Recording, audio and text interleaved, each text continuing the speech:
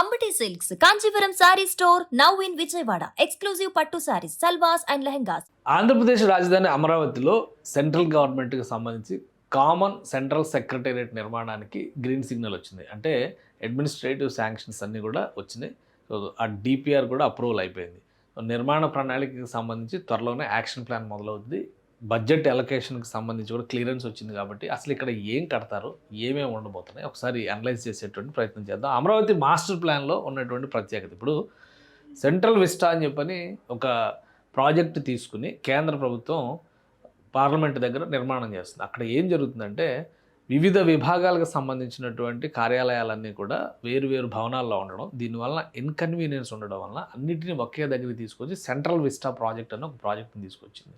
కొత్త పార్లమెంట్కి సమీపంలో అన్ని బ్లాక్స్, అంటే మినిస్ట్రీస్కి సంబంధించి హోమ్ మినిస్ట్రీ దగ్గర నుంచి ప్రతి మినిస్ట్రీకి సంబంధించినటువంటి వ్యవహారాలన్నీ కూడా ఒకే దానిలో తేవాలని, అదే తరహాలో అమరావతిలో సెంట్రల్ గవర్నమెంట్ ఏర్పాటు చేయబోయేటువంటి సెంట్రల్ గవర్నమెంట్కి సంబంధించిన వివిధ విభాగాలన్నింటినీ ఒక దగ్గరకు తీసుకురావడమే ఈ కామన్ సెక్రటేరియట్ కాన్సెప్ట్ అనమాట.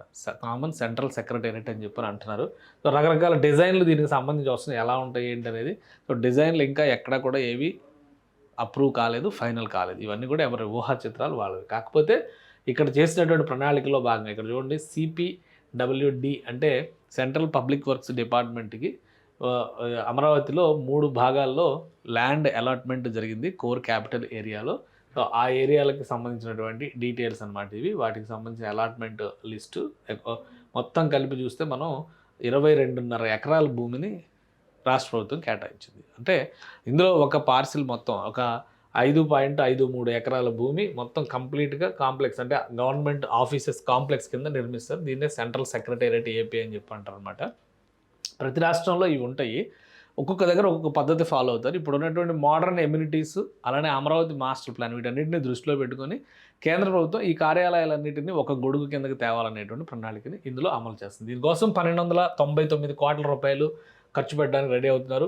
అన్ని సెంట్రల్ గవర్నమెంట్ ఆఫీసెస్, అన్ని ఆంధ్రప్రదేశ్కి సంబంధించిన విభాగాలు, అంటే రీజియన్ ఆఫీస్ లేదా స్టేట్ ఆఫీస్ అంటారు, అవన్నీ అమరావతిలో ఒకే బ్లాక్లో ఒకే బిల్డింగ్లోకి వచ్చే విధంగా లేదా ఒకటే దగ్గర ఒక సముదాయంగా నిర్మించేలాగా దానికోసం 5.5 ఎకరాల భూమిని ఉపయోగించబోతున్నారు. ఇంకా ఇందులో పనిచేయడానికి అనేక మంది సిబ్బంది వివిధ ప్రాంతాల నుంచి వస్తారు. తెలుగు వాళ్ళు కూడా ఉంటారు, వివిధ రాష్ట్రాల్లో పనిచేస్తున్న వివిధ రాష్ట్రాలకు చెందిన వాళ్ళు కూడా ఉంటారు. ట్రాన్స్ఫర్స్ మీద వచ్చేటువంటి ఉన్నతాధికారులు కూడా ఉంటారు.